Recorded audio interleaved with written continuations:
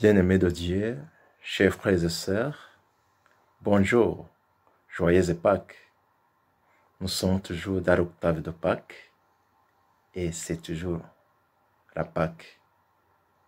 C'est une joie pour moi de vous retrouver après la première exhortation que j'ai faite le mercredi passé sur la confiance en Dieu. Aujourd'hui, je vais vous entretenir sur la vie intérieure. Le temps de confinement que nous sommes en train de vivre a permis à certains d'entre nous de faire un retour sur nous-mêmes. Nous l'entendons dans des témoignages des uns et des autres.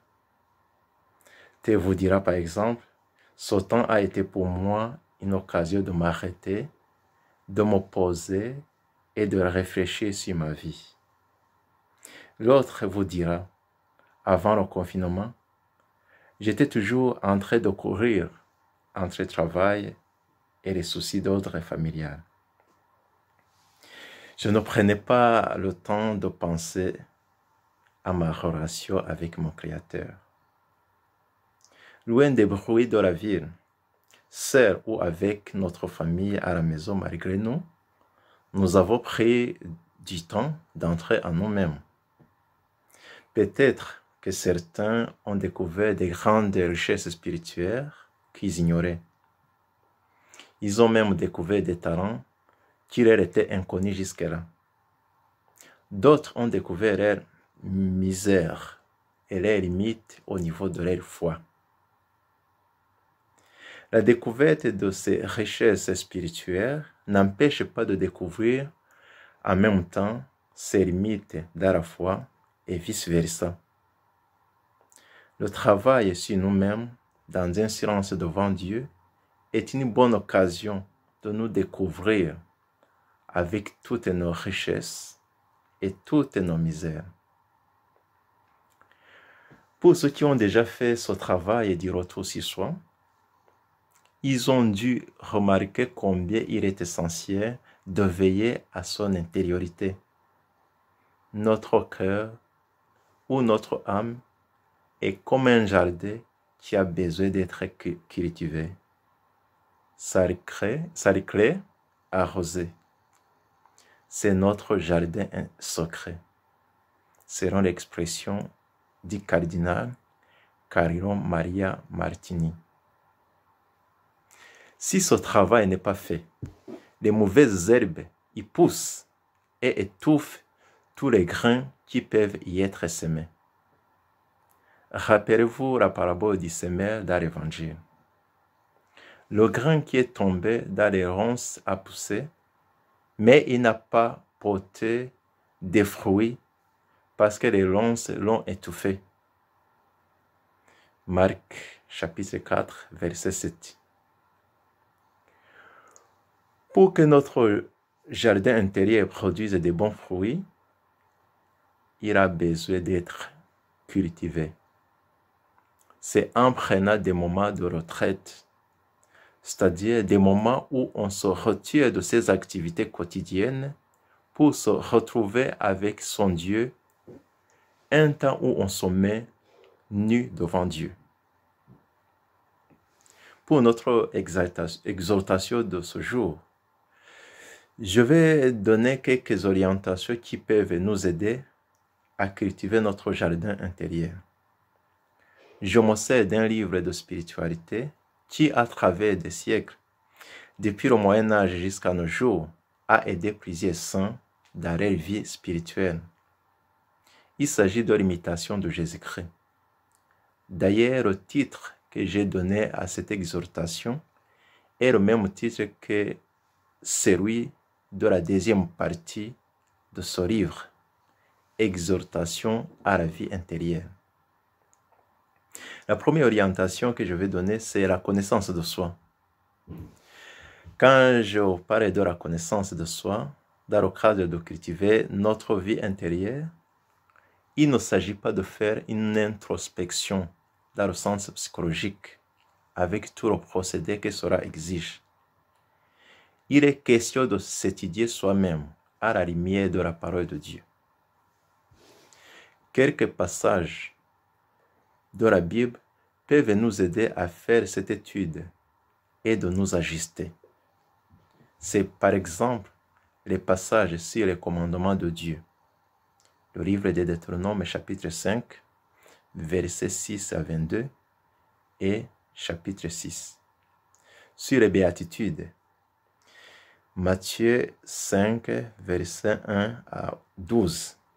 Sur le jugement dernier, Matthieu 25, versets 31 à 46.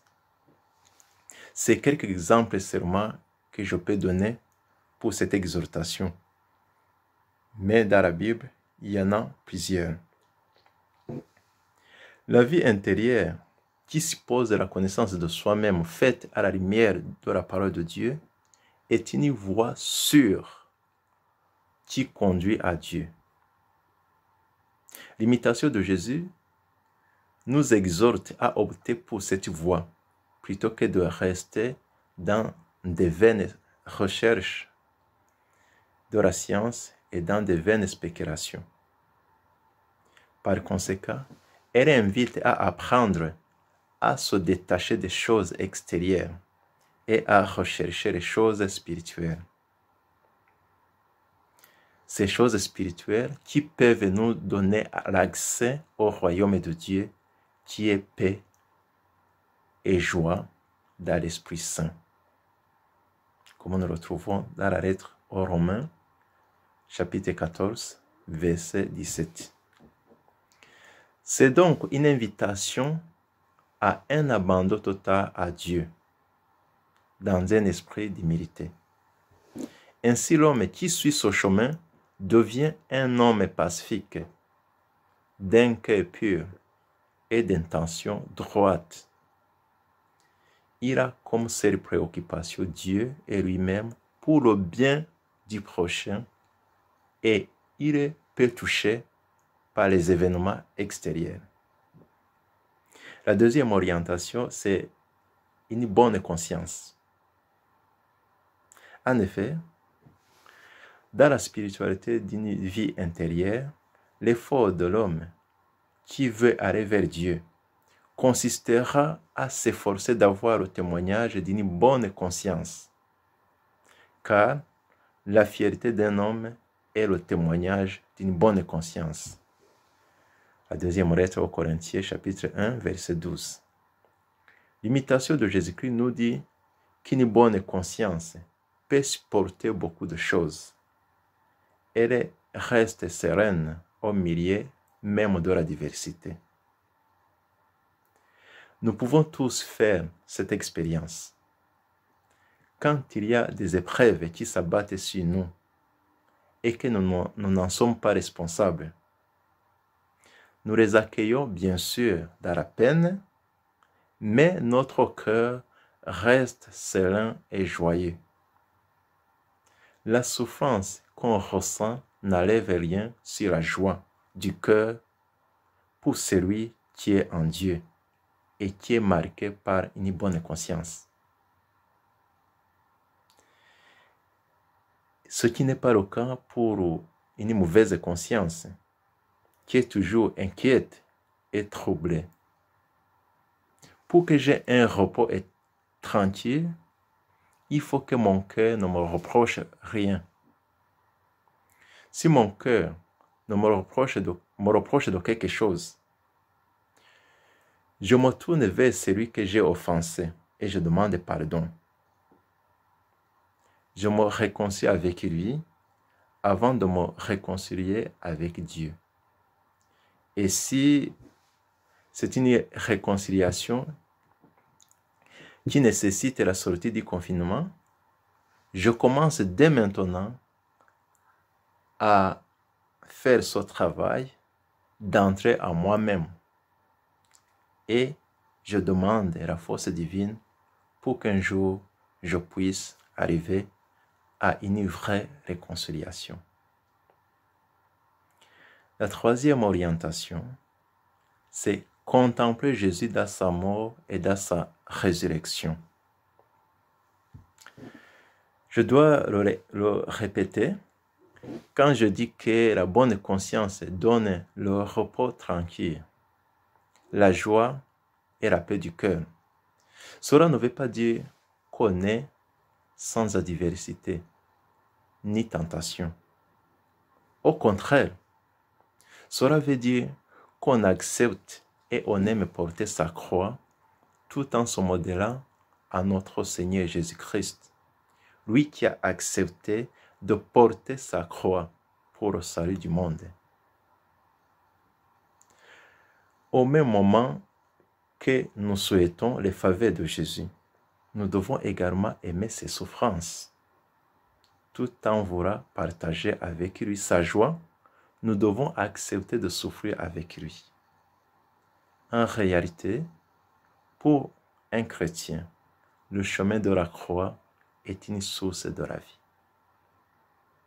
C'est pourquoi il n'existe pas de salut pour l'âme, ni d'espérance pour la vie éternelle en dehors de la croix.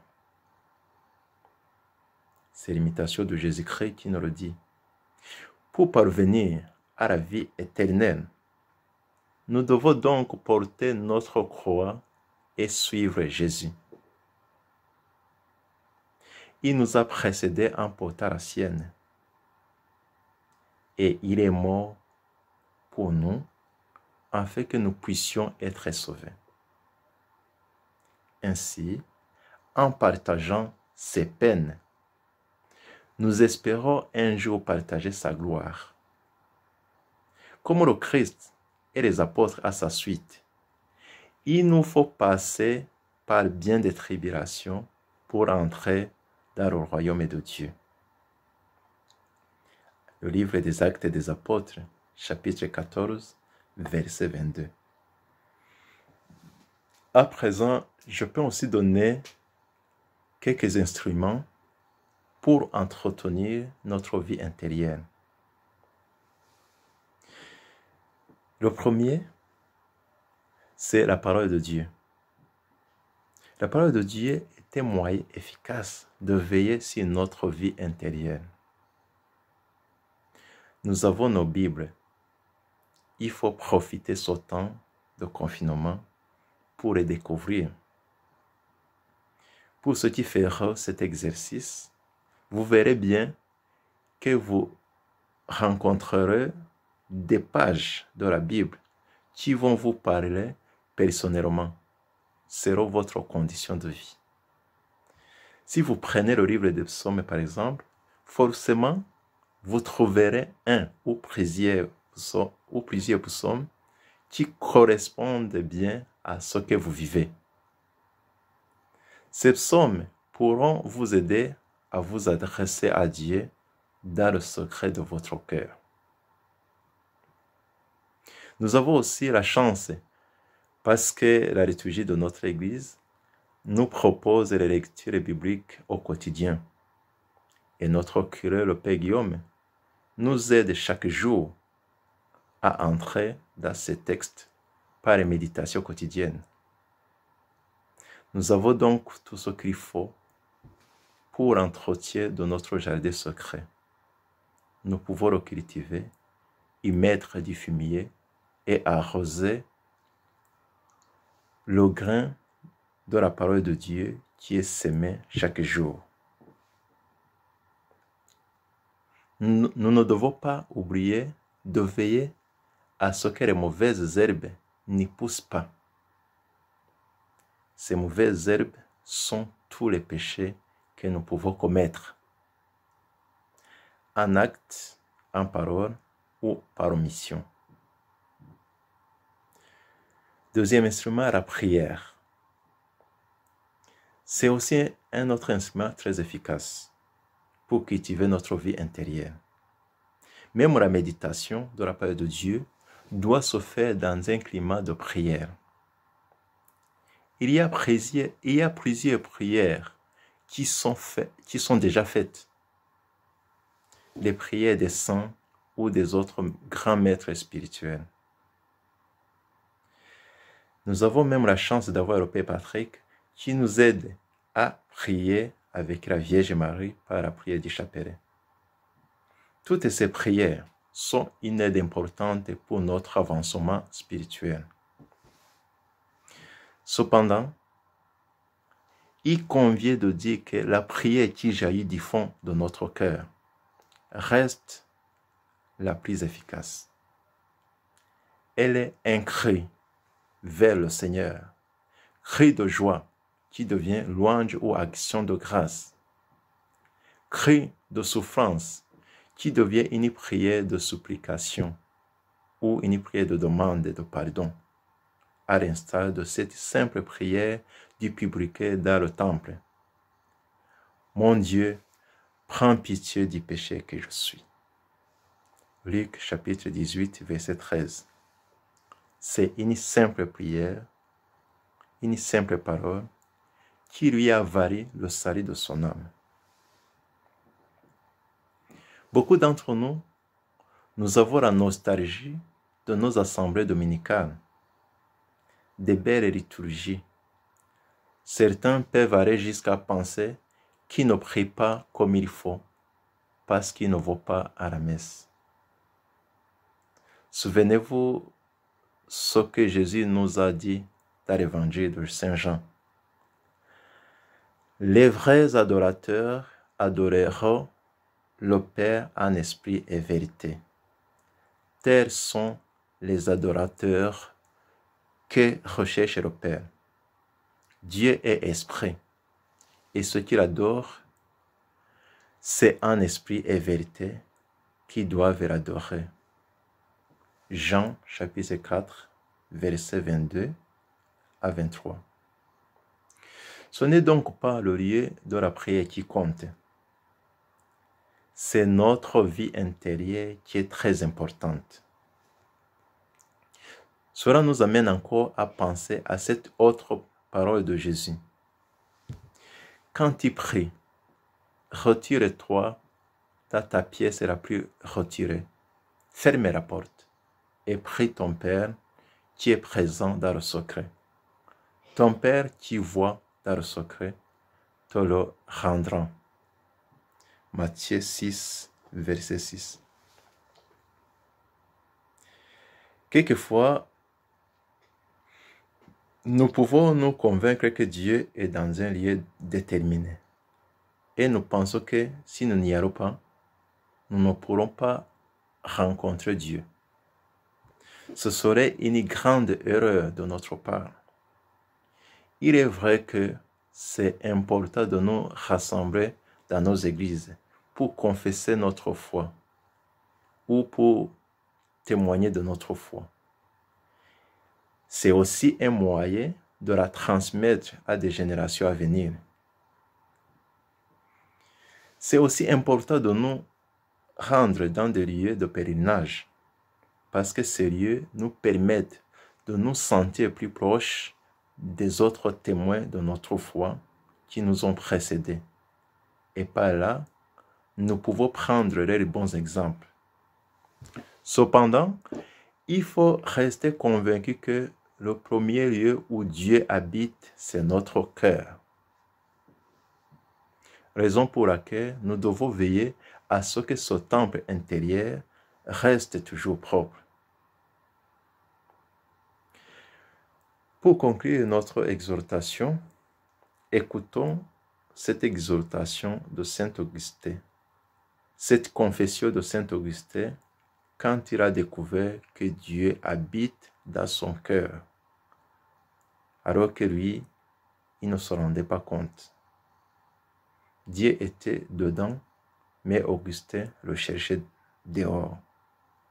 Il était avec lui, mais lui, Augustin, était loin de Dieu. Écoutons. Bien tard, je t'ai aimé. Ô beauté si ancienne et si nouvelle, bien tard, je t'ai aimé. Et voici que tu étais au-dedans, et moi au-dehors, et c'est là que je te cherchais.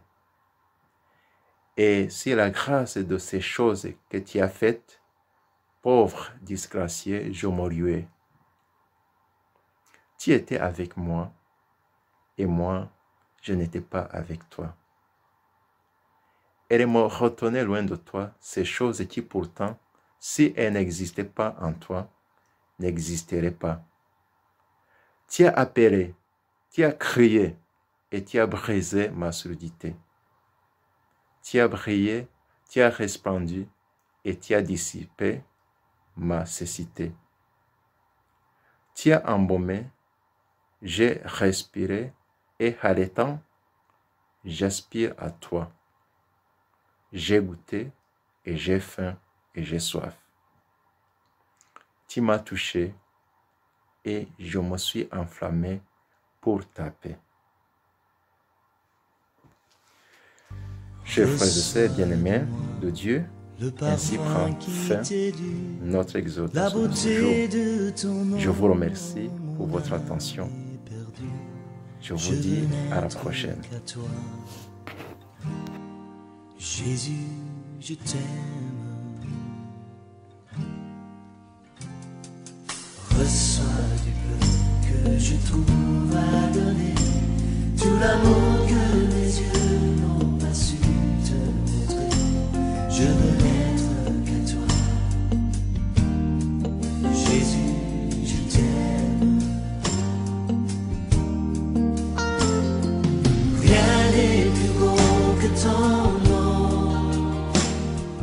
Rien n'est plus saint que le sang du pardon. Je veux n'être qu'à toi, Jésus mon roi. Je ne veux rien que vouloir te louer, adorer ton saint nom et ta fidélité. Je veux n'être qu'à toi, Jésus, je t'aime. Je veux porter et laver à ta croix les pensées de mon cœur dans le